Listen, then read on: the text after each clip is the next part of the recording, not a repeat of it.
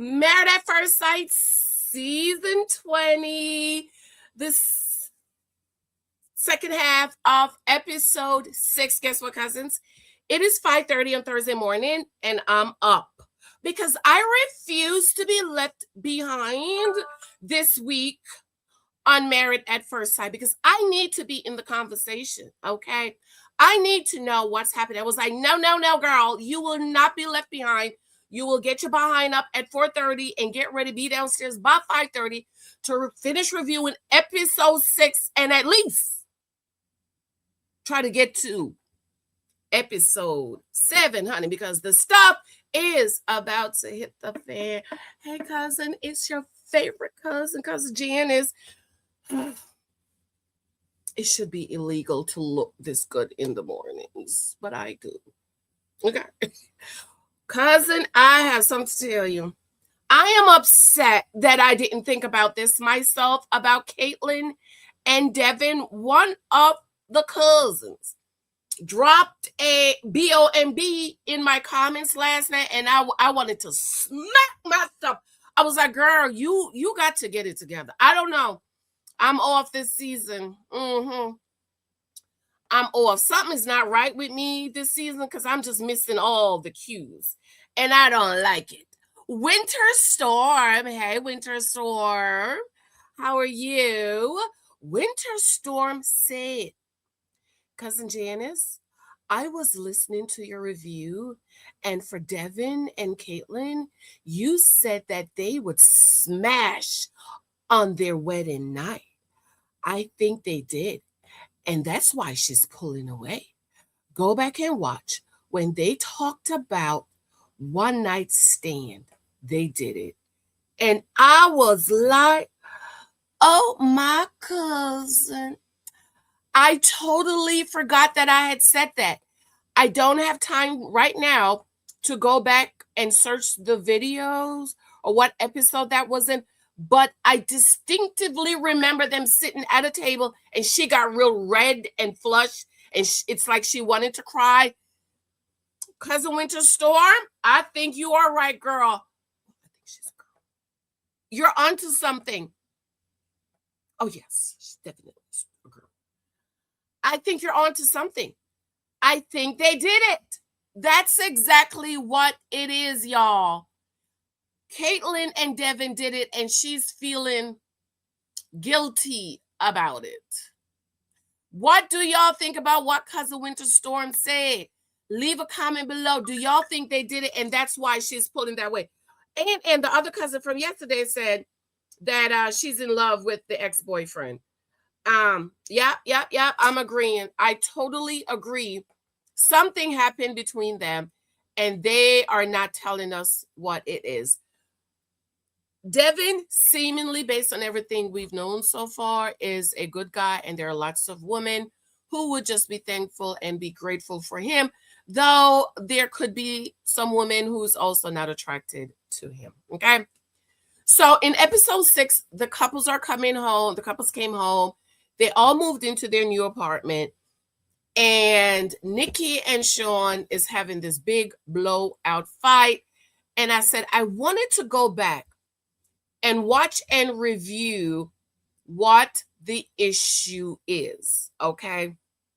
I want to see, but Nikki said, from the moment she told Sean that she was not actually attracted to him, he's been in his feelings. And I'm like, Sean, you have got to be a dum-dum to think Nikki was attracted to you. Nikki, I do have a problem with you massaging his tonsils with your tongue, girl. I have issues with you feeding him a whole meal with your mouth, with your tongue.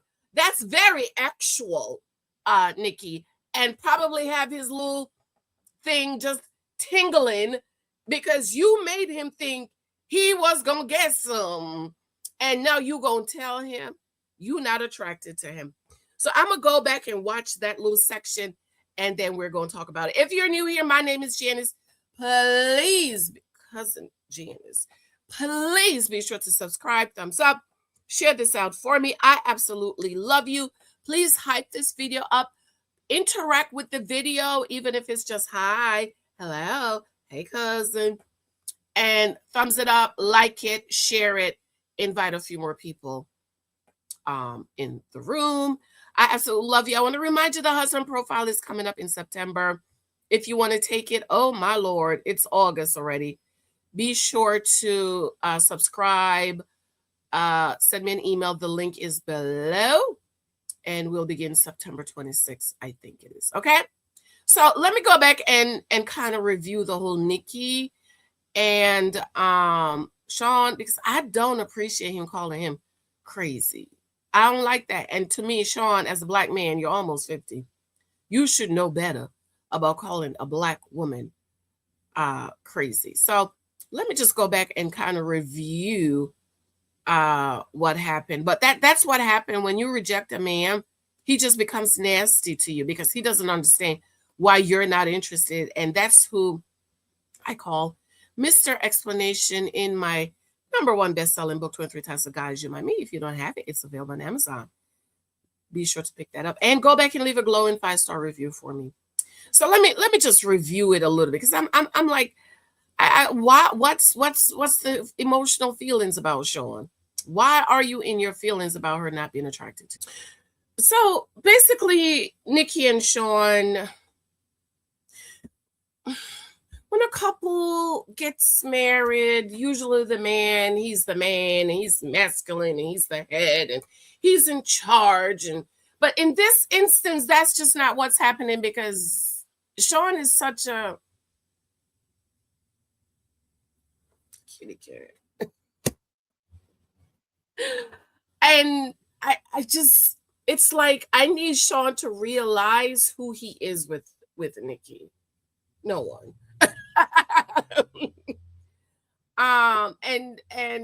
Nikki just seemed so exhausted. And Sean comparing himself to Barack Obama. Please stop it, sir. Okay. So then we go over to Adam and Marissa, and they're going to his house. Oh, I love his house. Adam, I love that house, just being on the water. It's absolutely gorgeous. It is a bachelor pad, okay? The swords in the ceiling, she's scared of them falling down. Yeah, I would be scared too, girl, that they might fall down, especially when I'm, doing the do. Or sleeping, when you can't see that it's falling down. They walked around his place. It's just a bachelor pad. I love that he had his piano. He showed his degree. He got a master's in something. He's a smart guy. I was looking for pictures of his family. I didn't see any pictures of his family. So I just need more information about Adam and his family.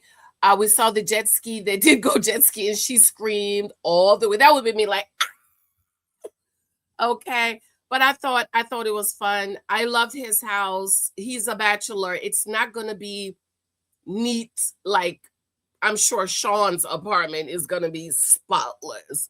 So I don't have a problem with his apartment. I didn't think it was messy. He's just a bachelor. We go over to Caitlin and Devin, who shout out to Cousin Winter Storm, says she believed they slept together on the wedding night. Okay. So they're sitting down there, they're talking, and basically she asks him, what are you going to do throughout the day? He's going to reconnect with the team. She wants to go to the gym in the morning by herself. And Devin, I think you should allow her. Some people have routines that is just for them. Like, I have a routine where I get up every morning, 99.99% mornings, and I come downstairs. I'm doing my devotion. I'm drinking my coffee. I'm praying. I might just be sitting here. It's just me. I do not want my husband to get up and come downstairs and talk to me. Okay. However, if we agree, we need to talk, because certain things we don't talk in the house when the kids are here or when the kids are alive. If we're having a powwow, we gonna work it out early in the morning where the kids are sleeping, or just basic stuff. Sometimes he'll come down for his coffee, and I'll be like, hey, sit here for a minute. Or he'll say, hey, can I talk to you for a second, or something like that. But most mornings when I come down, I don't need my coming down here to talk to me. And I was listening to Caitlin, and I was like, Okay, that is her thing. That is her space. That's her time to wake up and go to the gym alone. However, Caitlin, you did agree with Devin that he would go with you that morning. So I think you should have kept your word and go that morning. So he's talking, but she asked, what are you going to do throughout your day? And he said what he's going to do. And he said, but when you come home, I'm going to need some time. And Caitlin, in her voice of, I don't understand. I rubbed sunscreen on his back. I got on his back. I don't know what else he needs. This is the type of relationship I hate. And I can't, and I'm like, girl, what are you crying about? You done dropped the drawers on the wedding night, allegedly. And now he's just asking, it's just normal for when people come home to make time for them. You know, when my husband was working in the city and he would go in the office most days when he got home, I would just leave him. When he got home, come home, I would come down, greet him, do you want dinner? Or maybe sometimes he'll ask for a glass of wine, and then I'll just leave him. And my husband would just stay down here, watch TV until it's time for him to fall asleep. And we didn't have any time to connect. And so what our marriage counselor say, okay, Mike, if you come home and you need to relax and unwind for an hour, but then you need to go upstairs and you need to connect with Janice. And sure, probably not every day, because sometimes he comes home late at 10 o'clock and I'm asleep or something like that. But I think husband and wife needs to connect. I just don't think Caitlin should have been on the show. But you know what I thought about? Every season we have a couple where one is wanting to connect and the other don't connect, wanting to connect. And I think what Devin needs to do now is give Caitlin his ass to KISS. Belgially needs to do the same thing too. She needs to start going out, leaving Mecca, not answering his call, be absent for all day and ignoring him, because this low down piece of crap, potty cleaner man is told her yesterday that you 150% into me than you. Okay. And Belgially, girl, you need to give him your black. Well, anyways, yeah. Devin and Caitlin, she said, this is the type of relationship I hate. So this seems to be a very healthy relationship. She's used to toxicity, and she wants to be abused, but knocked upside the head, left, ignored. She's that type of girl. She ain't never gonna get her no good man. Okay. Caitlin is never gonna get her no good man. Mark my words. She ain't never, we gonna hear she's gonna be, all abusive relationship where the men mistreat her, because she just doesn't know how to identify a good man and say, hey, this is a great guy. Again, except if she's not attracted to him, then that's different. But if she's attracted to him and it's just, oh my God, he needs time, something's wrong. At least mark out, Caitlin, 30 minutes a day. 30 minutes I'm going to spend with Devin. I'm going to watch a movie. He said, when you come home, let's do something together, watch a movie. I'm like, yeah, watch a movie with him. Maybe not every day, but just take time to spend with him. So I don't know what the girl wants. I don't know. I'm tired of her. So then the couples are going on their expert sesh, according to Courtney and Nick. And Courtney's like, how could this go wrong? And I'm like, huh? What you mean? Did you forget how you was on the honeymoon? So Nick and Courtney meet with Dr. Lisa, and they had said in the overview that there's only one rule, is honesty. So Dr. Lisa asked them how they're doing. Of course, Courtney goes,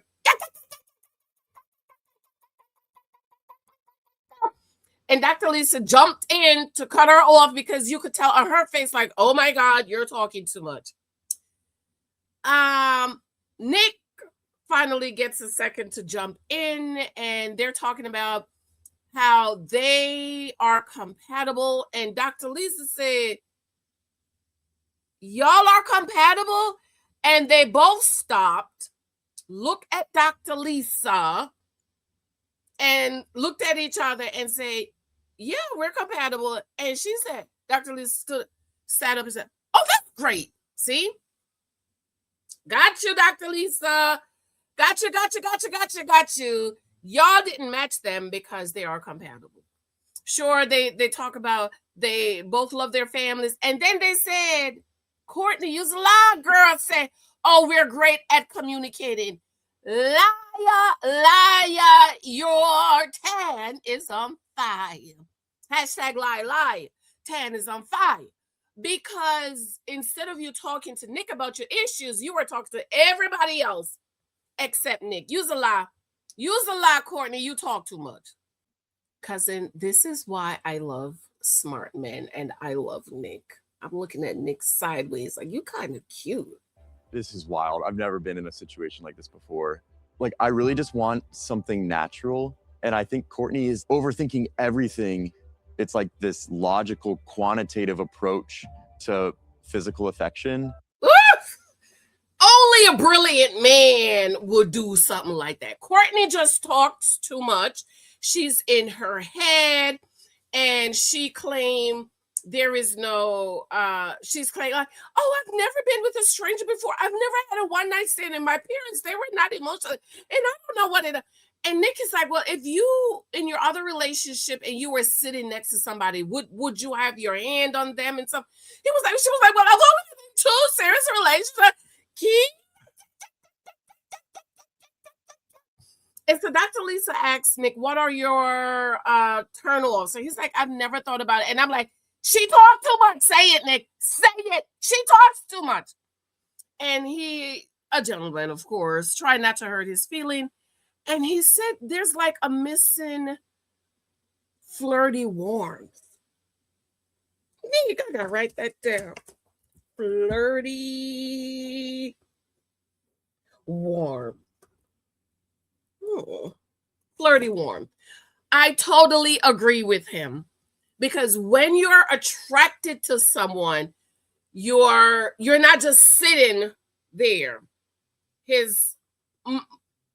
My hand is on his leg, or my husband's hand is on my leg, or if we're sitting on the couch, we're shoulder to shoulder or something.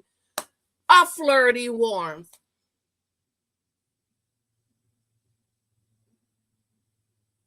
And I'm still trying to give Courtney the benefit of a doubt, because we do want her to be mindful that Nick is a reality show hoe. Hashtag hoe. I don't know, y'all. I'm confused. I'm confused. Maybe she's not attracted to him? Or is she playing it safe and is trying to look for other reasons? Because how could you just not be attracted to Nick? He's gorgeous. He's a gorgeous man. And he's brilliant. Oh, and so when Dr. Lisa asked Courtney, what is your turn off? And she said, oh, he's not handy. And she said, Dr. Lisa was like, that's it? He can't change a light bulb? And he was like, an espresso machine? That could be it, y'all. That could be it for Courtney, because I'm like that. If he's not like brilliant, like smart, I don't care how handy he is. I don't care if you could build a house from scratch. If you're not like book smart, brilliant, we can talk about stuff that's going on in the world. We could talk about what books you've read. I'm just like looking at him like, not interested. Maybe that's what it is with Courtney. Do you guys think that's what it is with her? I don't know. I'm confused about Courtney. Oh my God, for first time in Married at First Sight history, Cousin Janice is confused. Is she playing it safe, or is she just not attracted? I don't know.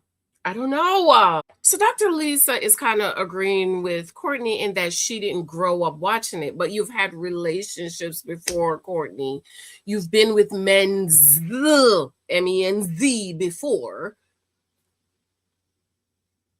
So it's not like you've never been in an intimate relationship where you need to be touchy-feely and so on and so forth. And she's making all these excuses. And I'm like, oh my God, Courtney, stop it. And Nick is just sitting there like, yeah, she touching. He was like, oh, I feel the warmth. Nick is hilarious too. I just love him. Hi, Nick. How are you? Okay.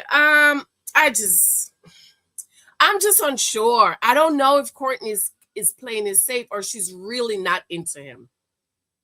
And I want to give Nick the benefit of a doubt too. He seemed to really want it to work. Or is he being a reality star, child? I don't know. I don't know. I'm confused.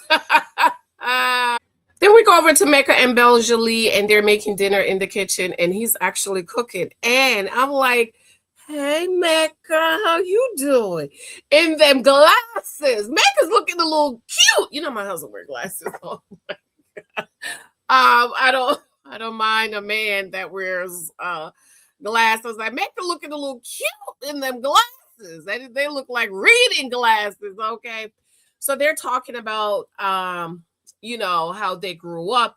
Mecca got kicked out of preschool, y'all. This is why y'all need data before you marry these people and have kids, because obviously he has problems. To be kicked out of preschool. I don't like to say kids are the BAD word, but I don't know. Because my little gorgeous little boy right here was voted to be the one that's going to be El Presidente. They was like, hey, my Michelito, El Presidente, okay? Kicked out of preschool. Then Mecca talked about her dad, how her mama got pregnant at a one-night stand the night they met, girl. We could read between the lines. Mecca had one girl that he connected with, and then she left and played to play professional basketball overseas or something. They were joking around. But it really began with Beljalie talking about, I don't mind flirting and let him know I like him. Girl, we just had a whole conversation about you pulling back and holding back and not going through much. He ended up saying, I feel like I'm matched with my best friend.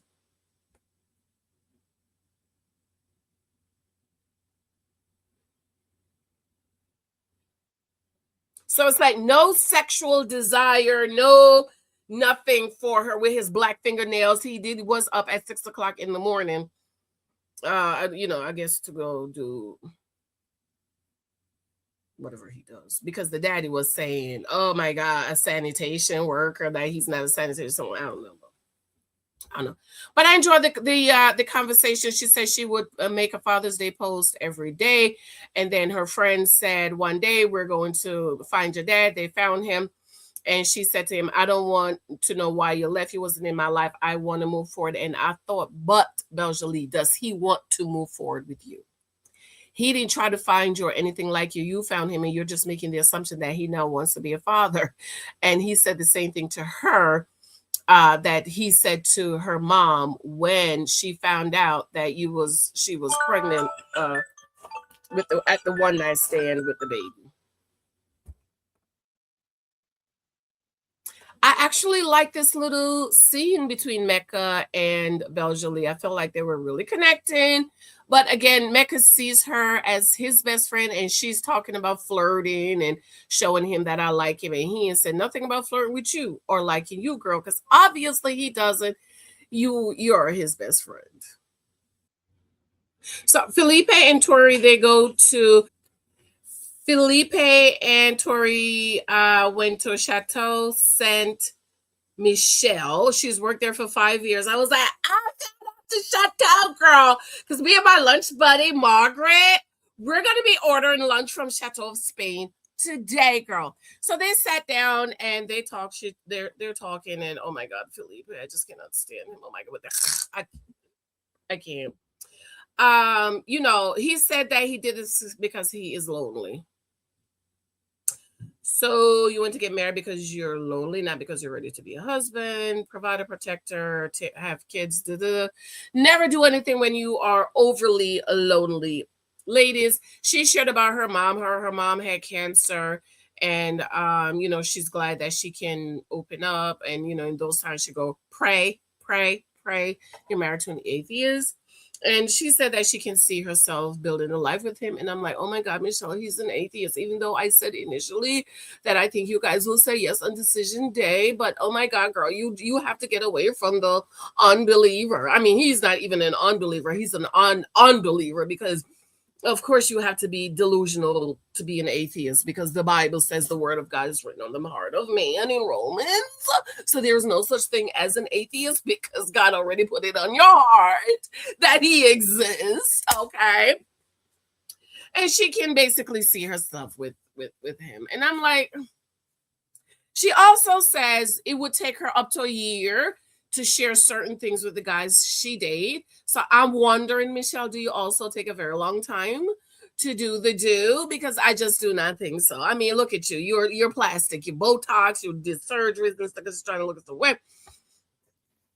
But anyways, I thought it was cute. The little restaurant looked real nice. I'm gonna be thinking about Tori. Did I say Michelle? Tori today when I order from Chateau of Spade today. Okay. So Devin and Caitlin meets with Dr. Lee. He is so sexy. Like if I was into white guys, Devin could probably have gotten my number back in the days. He's so sexy. Caitlin's a man. I'm calling it. She's a dude. She is a dude. Hold on, Lexi Van is here. She's a dude. So Dr. Lisa asked them how they're doing, and she said, I have knowledge that you guys are not doing well. And Devin said, I have a lot of abandonment issues, so I need a lot of whatever. And I'm thinking, Devin, you should have gone to counseling. I don't know if he did. He didn't say that. So they matched the guy, with the abandonment issue that needs the constant praise with the girl who's been in all these toxic relations, who's the man who just don't care, have no feelings, have no emotions. Granted, in a natural, healthy relationship, it's just like children, right? I tell my kids all the time, I love you. When they're leaving the house, I love you. We hug, we kiss. Little Michael will walk up sometimes and say, Mommy, hug, and I'll just hug him. Or sometimes I'm sitting, he'll just come and he'll cuddle up to me. Your mate is like that. I'll tell my husband, thank you. I love you, Mike. Oh my God, thank you, Mike.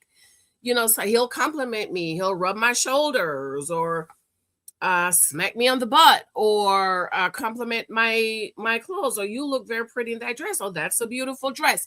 In a healthy relationship, there are constant praise, emotions, sharing, and stuff like that. And I just think Caitlin is not able to even be just the basic relationship because she's been in toxic. She does not understand what a healthy relationship is. And she's giving Devin absolutely nothing. And he's like, I just need something. Just give me a compliment.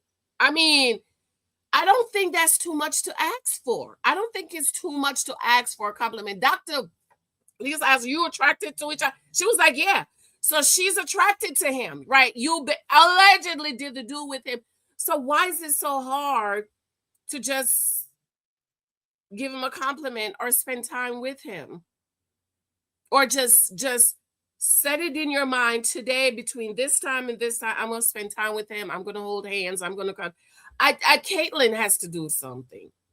She needs to do something. And I don't think Devin is asking for too much because she's giving him nothing, zero, nothing. And he needs something. We go over to Sean and Nikki, and Sean is washing up in the sink. Is that what y'all call a whole bath?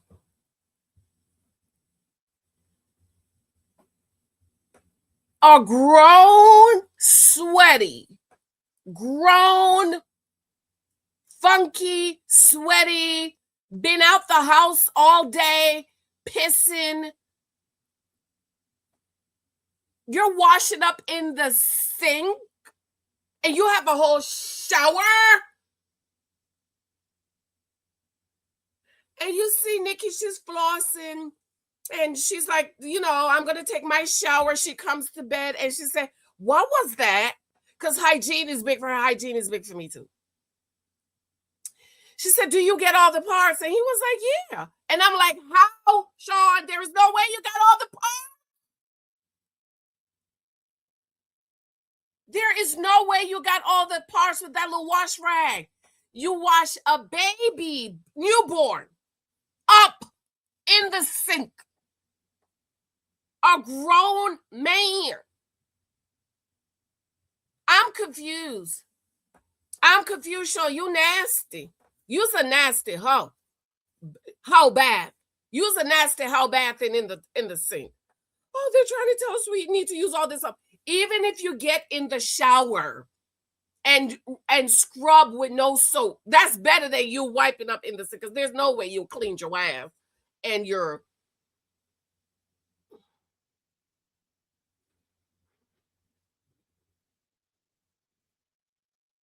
no.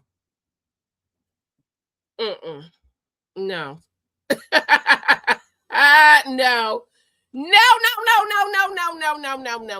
No. That's just nasty. He did say he appreciated her allowing her back in their marital bed. I would kick him out again. I would have to re-kick him out. Funky ass in the people's bed.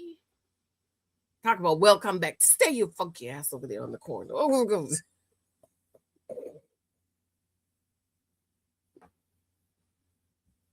I didn't like what he said, talking about her being forgiven is showing growth. You're not showing. I just don't like what you're talking, the things you're saying.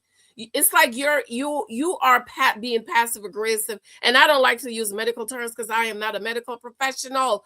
But I think you kind of drop little hints like, oh, your forgiving is personal. I don't like it, and I don't like you, and I don't like you washing your funky ass up in the sink. You're nasty.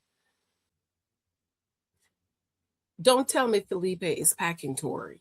Don't tell me Felipe is packing, because that's what you are saying. So Felipe and Tori, they finally did the do, and she had to 2 hours later, she get up and came out to the living room, and she said the bedroom was suffocating. Now, what do y'all think that means? That means Felipe is packing. It was too much for her. It was too big, and she was suffocated. She said she had, this feeling of flight. Yes, running away from the big dingling, Mandingo, okay? Mandingo. She said it has nothing to do with Felipe or the SEX. It's just this is something I don't think I was ready for. Yeah, she wasn't ready for that thing. Felipe is packing. I can't believe it. Felipe, you must have some black in you, honey. Yes, Felipe is. Felipe is again. Okay. Girl, yes, honey. Go ahead, Felipe, with your little self.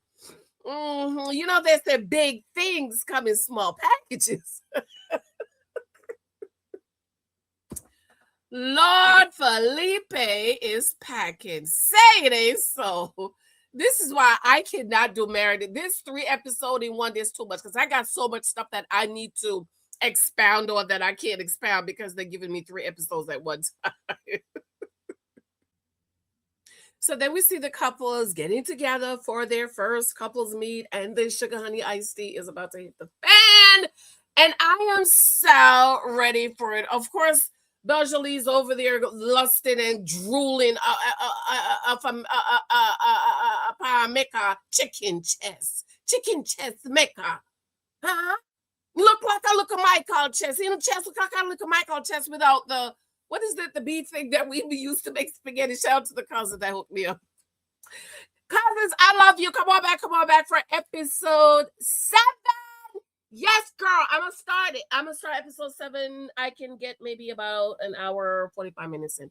I love you. I'm ready for the sugar honey to hit the fan. Talk to you later. Be sure to subscribe, thumbs up, share this out. Remember, the husband profile begins September. I need your love and your support. This is how you support me, by supporting my ventures, my books, my classes, my courses. I absolutely love you. I got to bye, girl. Bye, girl. Bye.